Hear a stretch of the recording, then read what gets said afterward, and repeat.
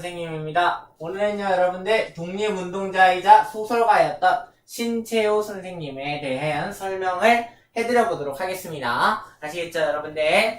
네, 일단 보겠습니다. 자, 일단은 제가 한번 위키백과에 있는 내용을 한번 찾아봤습니다. 위키백과에는 신채호에 대해서 이렇게 나와 있습니다. 신채호는 한국의 독립운동가이자 사회주의적 아나키스트 사학자이다. 본관은 고령, 혼인 단재, 일편 단생이다. 필명은 금역산인, 무해생, 열혈생, 한놈, 검심, 적심, 연시몽인 등이 있고 유맹원, 협산인, 무이제, 박철, 옥조숭, 윤인원 등을 가명으로 사용하였다. 구한 말부터 언론, 계몽운동을 하다 망명하고 1919년 대한민국의 임시정부에 참여하였으나 견해 차이로 임정을 탈퇴합니다. 그리고 국민대표자회의 소집과 무정부주의 단체에 가담하여 활동했으며 사서연구에 몰두하기도 했습니다. 1936년 2월 21일 만주국 리순감옥소에서 뇌졸중과 동상, 영양실조 및 고문 후유증 등의 합병증으로 인해 순국하였다. 라고 적혀 있습니다. 그러면 지금부터 이 위키백과에 적힌 내용 외에 제가 찾아본 내용을 알려드려 보도록 하겠습니다. 자, 일단 첫 번째 여러분들 글씨가 좀 잘렸는데요. 출생과 성장에 대한 내용을 한번 알려드려 보도록 하겠습니다. 일단은요, 신채호 선생님께서는 언제 출생하셨냐 하면 1880년 12월 8일에 태어나셨습니다. 충청남도에서요. 자, 일단은요, 신채호는요, 여기서 일단은 이렇게 됐습니다. 자, 일단은 할아버지 댁으로 이사를 갔대요. 여기까지 알고 싶진 않았는데, 일단 알아보니까 이 내용이 좀 상당히 중요할 것 같아서 찾았습니다. 자, 일단은요, 할아버지 신성우를 따라서 같이 살았으며, 그래서 할아버지의 서당에서 한약을 공부했대요. 그리고 9살에 자치통감을 배우고요. 14살에는 사서삼경을 모두 마쳤대.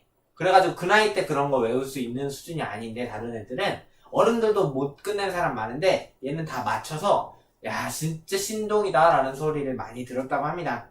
그리고 우리가 별로 안 좋아하거나 아니면 좋아하지만 만화로 읽었던 삼국지와 수호지를 애독합니다. 그만큼 좋아했고 한시를 읊을 정도로 한문 실력이 되게 높았대요.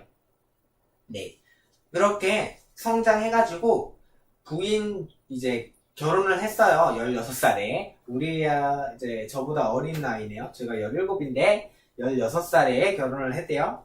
그랬는데 이제 어리게 아들을 낳는데 아들 이름이 신관일이었대요. 근데 그 아들이 결국 죽었대요. 어린 나이에. 그래가지고 어쩔 수 없이는 아니고 왠지 모르겠지만 아무튼 그래서 사실상 이혼을 하게 되었다고 합니다.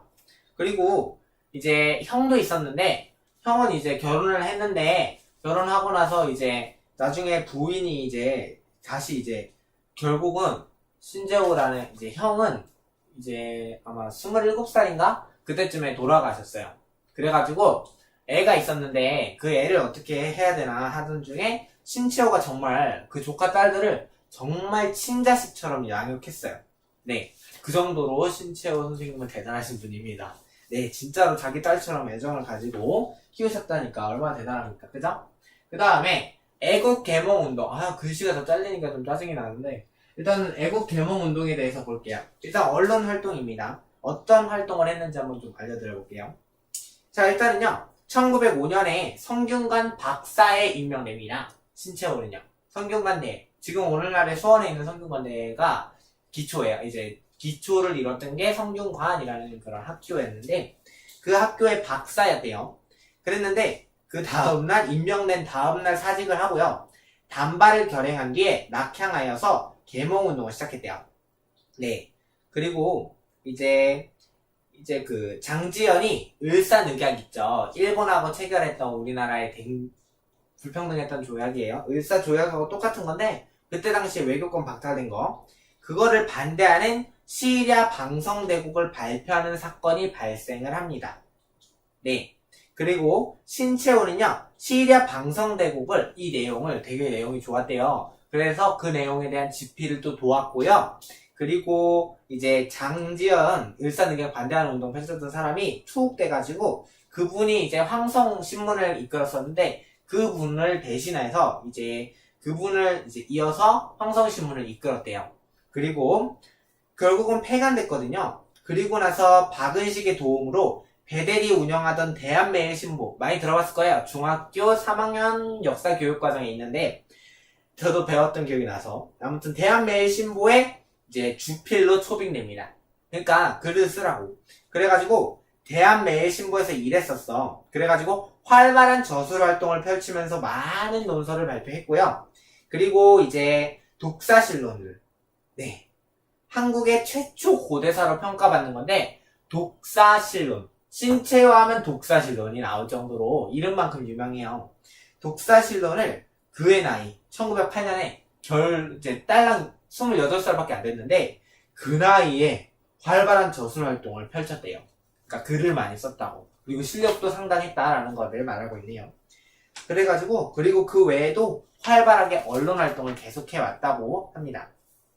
그리고 너희들이 또 많이 들어봤었던 내용은 이걸 거예요. 1907년에 안창호가 주도해가지고 비밀리에 결성한 자 비밀리에 결성한 하면은 역사책에 딱 하고 괄호 뻥 뚫려 있는 게 뭐였죠? 신민회였어요. 그죠? 이 신문회에 가입해가지고 신민회 취지문을 작성했대요. 그리고 우리나라의 빚 우리나라가 일제가 우리나라를 위해 근대화해준 그거에 대해서 이제 그 비용 그거를 보상하자 일본한테. 그래서 우리나라가 자주권을 되찾자라는 운동 국채보상운동에도 적극적으로 참여를 했다라고 합니다. 자 그리고요 이제 독립운동을 펼칩니다. 독립운동을 펼치는데 망명됩니다. 자 망명이 뭔 뜻인지 내용 뒤에 나오니까 보여드릴게요. 자 국권의 피탈이 이제 확실시 됐어요. 그러니까 이제 나라에 대한 권리를 이제 일본한테 뺏긴 게 확실시 됐다고. 그거를 어떻게 무마할 수가 없다고. 그래가지고 신채호는요 애국지사들과 협의해가지고 1910년 4월에 중국으로 망명합니다. 그러니까 중국으로 갔다고 건너갔다라는 뜻이에요. 평안북도 정주 오산학교에 들렀다가 칭다오에 도착했대요. 칭다오에서 신민회의 간부들과 독립군 기지 창건 문제를 논하면서 이제 논의해서 그래서 그 만주에다가 한민촌을 만들었대요. 그래서 거기에다가 독립군 기지로 활용하자라는 이제 추가적인 계획까지 세웠다고 합니다. 그리고 이제 연해주에서 이제 한글 신문이 발매가 돼요. 연해주에서 사는 사람이 있었으니까 그 신문 이름이 해조신문인데 그 신문의 발행도 도왔다고 합니다. 네. 그리고 이제 권업신문도 발행해가지고 이제 권업신문이라는 거는 약간 이제 독립사상에 대해서 다른 사람들에게 알리는 그런 내용이고요. 그 후에 1912년에 광복회를 만들었어요. 광복회. 그래가지고 거기서 또 활동을 하고 그 다음에 상해에서 1년간 머물렀대요. 그 후에 이렇게 진짜로 정말로 확실하게 엄청난 독립운동을 전개해 나가신 분이라는 게 느낌이 확 오죠. 네. 그 다음은 이제 언론활동에 대해서 알려드리도록 할게요. 자 일단은요 이제 이분은요 어떻게 했냐면 당연히 언론활동을 하고 위의 내용은 제가 아까 설명해드린 여러 신문 얘기도 언론활동이지만 그 언론활동 플러스 약간 교육활동도 좀 덧붙여서 설명해드리면요 이제 김규식이라는 분 많이 들어봤을 거예요. 김규식과 함께 신한청년단을 조직했고요. 박달학원을 설립해서 한인 청년들의 단결과 교육에 힘썼대. 그러니까 이제 아무래도 일본이 우리나라를 이제 교육을 똑바로 안 시켜주는 거야. 왜? 얘네가 똑똑해지면 우리가 더 가르치기 힘들어. 우리가 지배하기 힘들어지잖아. 그렇기 때문에 일본 이제 애들은 전문적인 교육을 다 시켜주면서 우리나라에 있는 교육하는 학교 그런 것들을 다 없애버리든가 아니면 그냥 작은 그룹에 예를 들면 초등학교 그런 건 놔두는데 대학교 그러니까 전문 교육할 수 있는 학교는 없애버려요. 그러니까 이제 그런 교육을 하기 위해서 신채호는 그걸 알고 했고 물론 나중에 이거하고 좀 내용이 외람되는데 교육을 계속 해달라고 일본한테 요청을 해요. 우리나라도 전문적인 교육을 받을 수 있게 해달라고. 그래가지고 무슨 학교를 세웠는지 기억이 안 나네. 학교를 세워줬는데 사실상 전문적인 교육이 아니었고 그건 그냥 사람들의 이제 반발을 잠재우기 위한 일제의 그냥 수단적인 행위였다라고 볼 수 있다고 해요. 그리고요, 그 다음으로 넘어가서요. 네, 이제는 이제 이 신채호라는 분은 임시정부 이제 세우는 데도 참여를 했었어요. 1919년 2월에 무독립선언서에 서명했어요. 그리고 나서 이제 1919년에 1919 하면 뭐예요? 3.1운동이 일어나잖아. 3.1운동이 일어나니까 상해로 가가지고 29인 모임에 참석해가지고 임시정부를 발기하기 위한 회의인 임시의정원을 4월 11일 같이 개회했어요.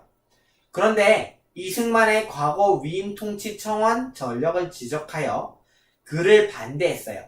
그리고 8월에 시작한 6월 이제 6회 6번 이제 있었던 의정원 회의에서 그가 대통령이 당선됐어. 그 이승만이. 그래가지고 신채호는 뭐라 그랬냐? 뭐라 그런다? 이 내용이 조금 되게 좀 자극적이에요. 굉장히. 이분이 정말로 엄청나신 분이라는 게 느껴지는데 저는 개인적으로 이완용은 있는 나라를 팔아먹었지만 이승만은 없는 나라를 팔아먹으려 한다 라고 크게 성토하면서 회의장을 박차고 나가 결별했대요. 이완용 하면 매국노가 생각나죠? 그죠? 이완용은 매국노인데 이제 또 근데 이승만은 없는 나라를 팔아먹으려 한다 라 그러는 거죠. 그러면서 되게 이승만에 대해서 안 좋은 평가를 했었다고 합니다. 네. 그 다음에 이어서 그는 신대한이라는 주간신문을 창간했어요. 그래서 임시정부를 맹렬히 비난합니다. 굉장히 부정적이었어. 그거에 대한 생각이. 그래가지고 비난했는데요. 이때 이제 이 비난을 이제 비난하고 비판을 하고 뭐 그런 이유가 있었어. 그 이유가 뭐였냐면 이승만의 위임 통치 청원과 독립운동의 외교 우선론, 노선의 전투성의 미흡, 임시정부의 무능과 파쟁, 여운형의 도일, 뭐 이런 것들이 이제 이 신채호라는 분이 비판을 했던 이유라고 볼 수 있었습니다. 네, 그 다음에 임시정부의 외교 노선을 정면 반박합니다. 어떻게 외교할지 그 노선을 짰을 거 아니야? 그 임시정부에서. 근데 그거에 대해서 굉장히 부정적이었대요. 근데 실제로 부정적일만 했어요. 굉장히 좀 멍청했어요.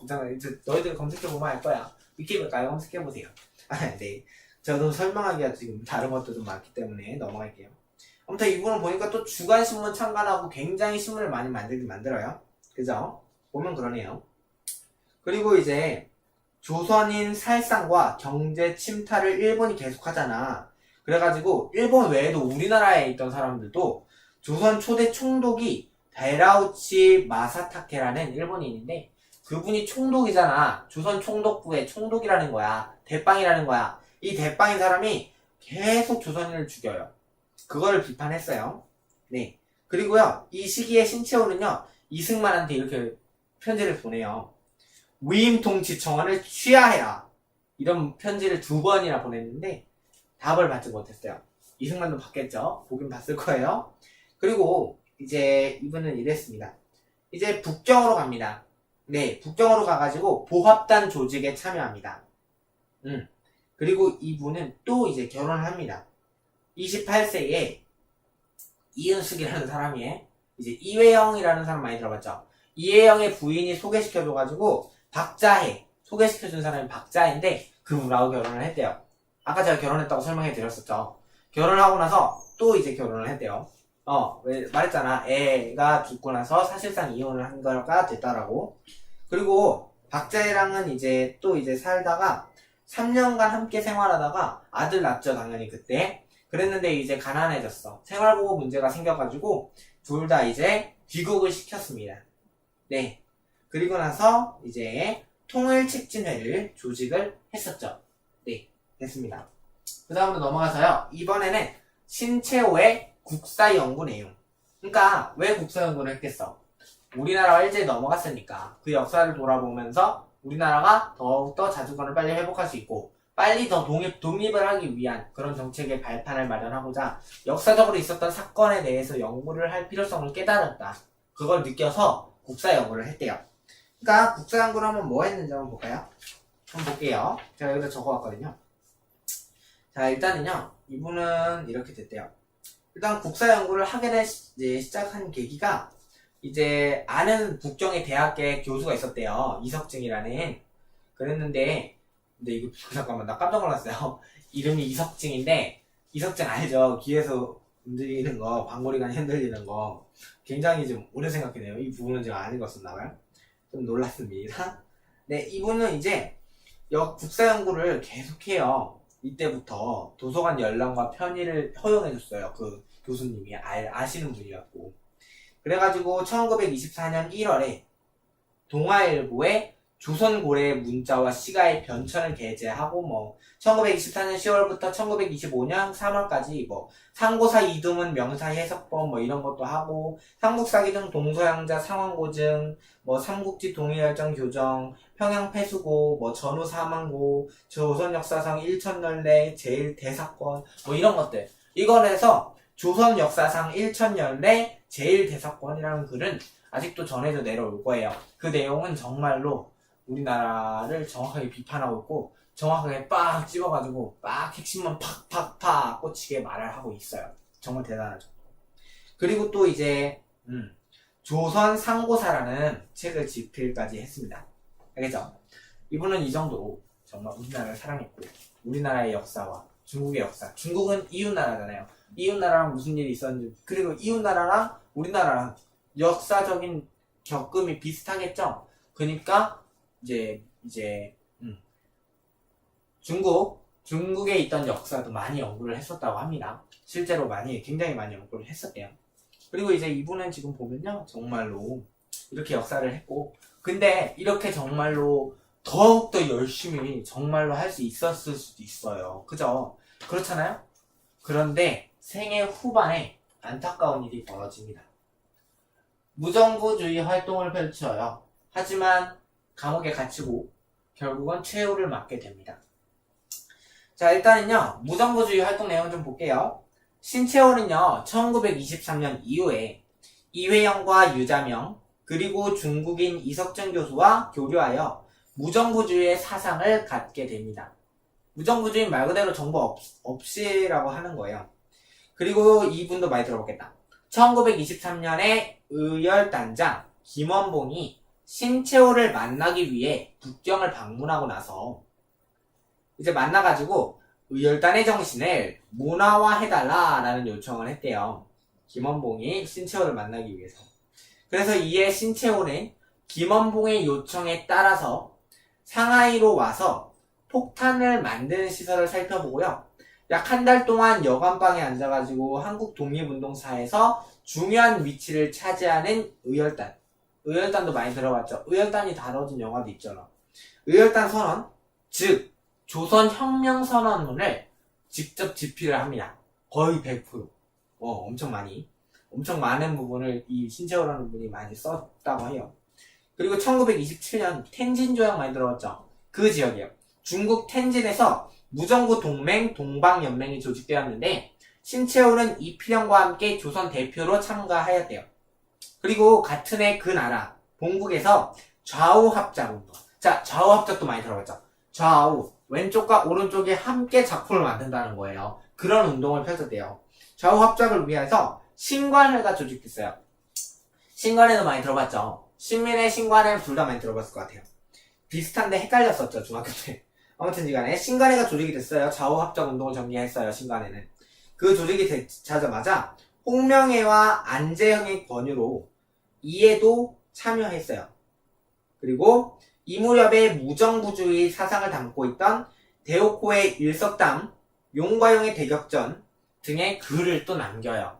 무정부주의. 이 내용들은 아마 많이 못 들어봤을 것 같긴 하다. 그리고 1928년 4월에 북경에서 무정부주의 동방연맹 북경회의를 조직하고요. 이 회의에서 무정부주의 동방연맹의 선정기관을 설립하고요. 일제의 관공서를 폭파시키기 위해서 폭탄 제조소를 이제 설립하기로 의결합니다. 결의했고요. 5월 8일에 잡지 발행을 위한 자금을 위해서 위조화폐를 가지러 갑니다. 네, 돈을 가짜로 만들었다는 거죠. 그리고 가지러 이제 5월 8일 타이완의 기룡항이라는 곳에 상륙을 합니다. 하지만 거기에서 일제의 일본 국민 일경이 대기하고 있었어요. 그래가지고 체포되고 7개월간 구속되었습니다. 네. 그리고 이제 재판에서는 이거는 아마 못 들어봤을 건데 제가 생각하면 정말 멋있는 말인 것 같아요. 나라를 찾기 위하여 취하는 수단은 모두 정당한 것이니 사기가 아니며 민족을 위하여 도둑질을 할지라도 부끄럼이나 꺼리낌이 없다 라고 답변했다. 그래서 정말로 정말 민족을 위한 마음이 너무 잘 보여서 솔직히 저는 개인적으로 만약에 일제강점기면 그냥 계속 독립운동을 저는 아마 펼칠 것 같다는 생각이 들더라고요. 저는 아마 제 생각에 저도 이완용만큼은 아니지만 그래도 친일파가 되지 않았을까. 친일파가 되면 먹고 살기 진짜 없어 보이는데. 그리고 오늘날 평가했을 때 우리나라의 정치인들 거의 100%는 친일파의 후손 같으네. 뭐 그런 생각을 좀 했어요. 그리고 지금 우리나라에서 돈이 많은 편에 속하는 사람들은 다 친일파였던 것 같은데. 뭐 그런 생각. 당연히 삼성도 마찬가지고 우리나라의 국회의원도 마찬가지고 그런 생각을 한번 했었어요. 그래서 정말로 사실 독립운동 하신 분들에 대해서 이분 외에도 다른 모든 분들을 공부하다 보면 진짜 사실 정말로 생각이 많아져요. 전 어땠을까 이런 내용을 봐도 그러니까 이게 참 멋있는 건데 지금 우리나라에서 제가 이 자리에 우리나라 국민으로서 있는 건데 대한민국 국민인데 왜 멍청하다는 생각이 들까 그런 생각을 했었어요. 진짜로 이렇게 사는 게 좀 멍청해 보이더라고요. 만약에 그냥 수용을 했으면 지금 우리는 일본 국민이었을 수 있겠지만 그렇더라도 그렇게 우리 민족이 일본 민족이 되는 거는 사람이 죽지 않지만 그 과정에서 지금 그렇게 하려고 일본이 너무 무단 통치 그런 걸 강행하니까 정말 많은 사람들이 죽었잖아요. 그러니까 사실 저는 진짜로 무서워서라도 친일파까지는 아니더라도 그래도 정말로 진짜 독립운동은 전개를 못할 것 같다는 생각이 들었어요. 그리고 저걸 보면 결국은 감옥에 갇히고 처형을 맞게 되잖아요. 그래서 사실 저는 이 삶을 살 수 있을까? 이제 대한민국 국민님이 이렇게 살면 정말 이렇게 오늘날에선 평가를 해주지만 뭐 그때 당시엔 누가 알았겠어요. 정말 나라 건국 훈장도 줬는데 죽고 나서 준 거고 자기가 살 동안은 행복하게 못 사는데 그렇잖아요. 후손은 자랑스럽게 여길 수 있겠지만 정말 자기 자신이 너무 불안할 것 같다는 생각이 들더라고요. 자, 네. 그 다음은 옥고와 최후 이제 감옥에 갇힌 내용을 한번 알려드릴게요. 자, 1929년 5월에요. 조선 총독부 경찰에 체포됩니다. 그래가지고 치안유지법 위반과 유가증권 위조 등의 혐의로 10년형의 언도를 받고요. 위승감옥 많이 들어봤네. 위승감옥에 수감됩니다. 그리고 1935년에 그의 건강이 매우 약화돼가지고 형무소 당국은요 보호자가 있으면 출감시키겠다 라고 했어요. 근데 그의 보증서 준 사람 있지, 그런 사람이 친일파라는 이유로 신채호는 가석방을 이제 거절했어요. 보증을 쓴 사람이 있었는데 풀어달라고 온 사람이 있었다는 거죠. 근데 그분이 친일파였대. 그래서 신채호가 어머 나 저 사람이 풀어줄 거면 안 풀어줘도 된대. 그렇게 한 거죠. 그리고 1936년 2월 18일에 만주국 펑텐샹 다롄부 리순 감옥 독방에서요 뇌일혈로, 그러니까 뇌출혈 그런 걸로 쓰러졌는데 방치됐어요. 당연히 감옥이고 일본 놈들은 우리나라 사람, 그러니까 외국 놈인데 그잖아. 일본 입장에서는 그렇잖아요. 그래서 방치했고요. 결국은 이제 사흘 뒤인 2월 21일에 감방 안에서 혼자 있을 때 사망을 합니다. 이제 합병증이었어. 뇌일혈, 동상, 영양실조, 그리고 고문 후유증까지. 57세라는 나이에 숨지게 됩니다. 그래가지고요, 이제 사후 내용을 좀 볼게요. 사후에 이제 1919년 이승만이 국제연맹에 위임 통치를 청원한 일을 놓고요. 이승만을 매국노라며 신채호의 유족들은 거세게 반발을 했었고, 근데 그래도 대한민국 정부는요 1962년 3월에 건국 공로훈장 대통령장을 추서해요. 나는 그래도 추서를 하는 건 좋아요. 자랑스러우니까 추서하는데 이 사람이 살 때는 행복하게 못 살았잖아. 그죠? 그리고 이제 이분은요 독립유공자잖아. 그래서 이분의 후손들은 대대로 연금 같은 개념의 돈을 받아요. 그런데요, 아무튼 뭐 이건 중요한 것 같진 않고요. 자, 이제 신채호가 죽고 난 후 내용은 이렇게 됐어요. 죽고 난 후에 이제 유족들이 반발을 했고, 그 후에 이제 대한민국 정부가 상을 줬죠. 대통령장. 그리고 나서 이제 신채호의 죽고 나서 결국 마지막에는요 이제 2008년부터 이제 후손들이 연금을 받을 수 있게 됐어. 이제 신채호는 무국적이에요. 나라가 없었어. 왜냐? 원래는 뒤에서 제가 총정이한테 설명해 드릴 건데, 조선이었다가 대한제국으로 이름 바뀔 때까지 국적이 있었는데 1900 몇 년부터인가 무국적이 됐어. 나라를 떴잖아. 망명했고, 그리고 일제강점기기도 하고, 그래서 이제 도망이 아니라 망명 갔잖아. 그래가지고 무국적이었어. 이분은 무국적이에요. 죽을 때까지 무국적이었는데, 이제 이제 무국적 독립운동가도 가족관계 등록부에 등재될 수 있도록 하는 관련 법률을 개정합니다. 나라 없으면 원래 가족관계 못해. 우리나라 국적을 획득해야지 가족관계를 쓸 수 있어. 그리고 이제 서울가정법원이 국가보훈처의 신청을 받아들여가지고 신채호 선생을 비롯한 이런 무국적 독립운동가의 60여 명이 있었는데, 그런 독립유공자에 대한 이제 가족관계 등록부 창설을 2008년에 허가를 했었대요. 허가를 했대요. 네. 그래서 그 뒤로는 이제 떳떳하게 우리나라의 독립을 주도한 인물로 평가받고 더욱더 평가를 좋게 받고 있어요. 그리고 이제 지금부터 한번 연보를 요약해 보도록 할게요. 연보는 뭐 몇 년에 태어났고 몇 년에 무슨 일이 있었고 이런 거예요. 자, 빨리 읽어드릴게요. 시간이 없으니까. 1980년 출생, 1987년에 한문 배웠어. 그리고 88년에 행시지었고요. 93년에 사서삼경을 독파하고 신문에 뛰어났다고 많이들 평가를 받았고, 1895년에 풍양조 씨와 결혼했고, 1897년에 이제 할아버지랑 같이 있었는데, 그리고 그 후에 성균관에 입교합니다.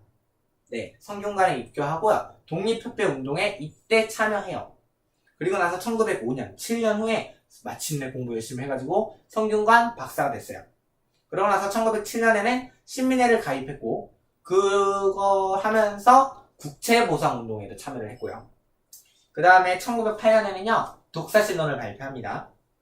그리고 이제 1913년에는 상하이로 가가지고 박달학원을 설립했고, 1916년에는 소설 꿈하늘인가?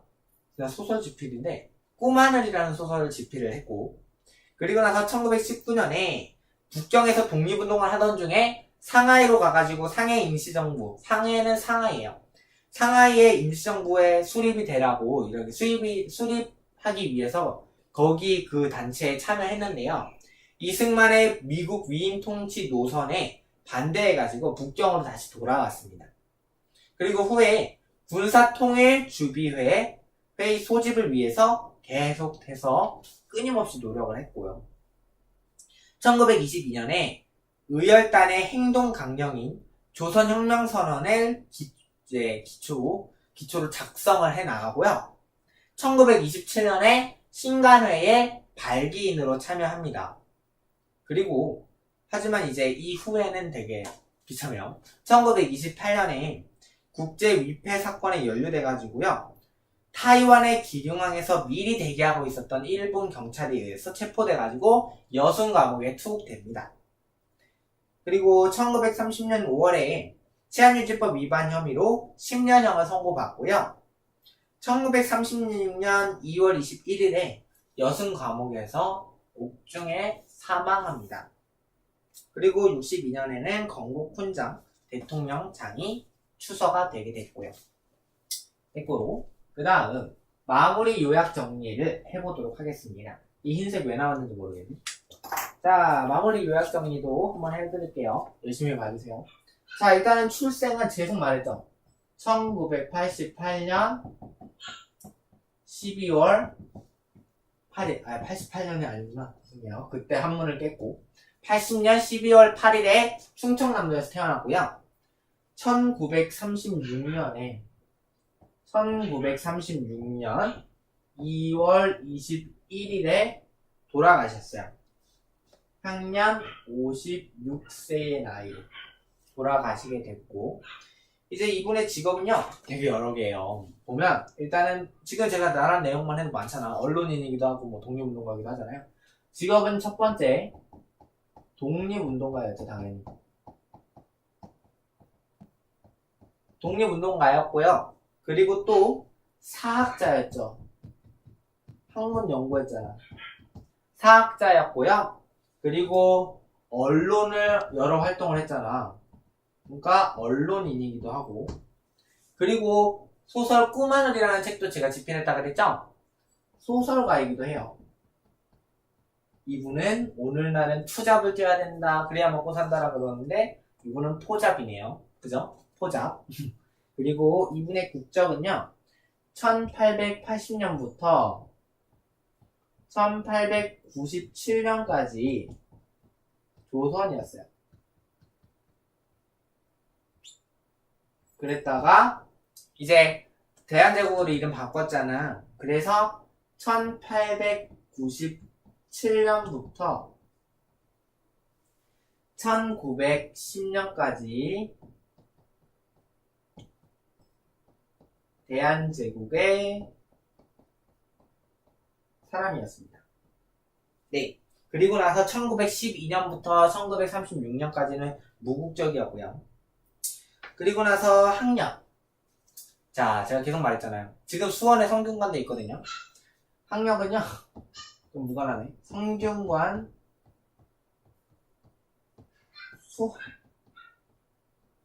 요즘 말로 전공했대요, 이거를. 그리고 이제 친지는 형만 알려드릴게요. 다른 사람도 많겠지만. 신채호 아니에요. 재호예요, 재호. 형입니다. 진짜 이분의 딸이 있었는데 이분이 일찍 죽어가지고 그 딸을 진짜 친딸로 키웠대요. 사실 저도 사실 그렇게 못할 것 같거든요. 아무튼 간에 이분은 이런 사람입니다. 신채호는 정말로 빨간색으로 쓸 수 없을 것 같아요. 신채호. 정말 독립운동가이자 사학자고 언론인이자 소설가였던 이 신채호님을 정말로 여러분들이 기억을 해주셨으면 좋겠습니다. 그래서 이 강좌를 제작했고요. 자, 오늘도 수고 많으셨습니다. 네. 사실 이거의 목적은 수행이었지만, 그래도 이렇게 하다 보니까 더 잘 알게 됐어요. 아무튼 간에, 저도 이걸 하면서 준비를 하면 공부를 하게 되거든요. 사실 아무래도 제가 PPT를 정말 거의 5분 만에 만들어가지고, PPT가 좀 별로긴 하지만, 그래도 제가 발음은 괜찮다고 그런 얘기를 많이 들었으니까. 아무튼, 네. 이 신채호 이제 독립운동가에 대해서 여러분들이 정말 머릿속에 오랫동안 기억이 되기를 소망합니다. 감사합니다.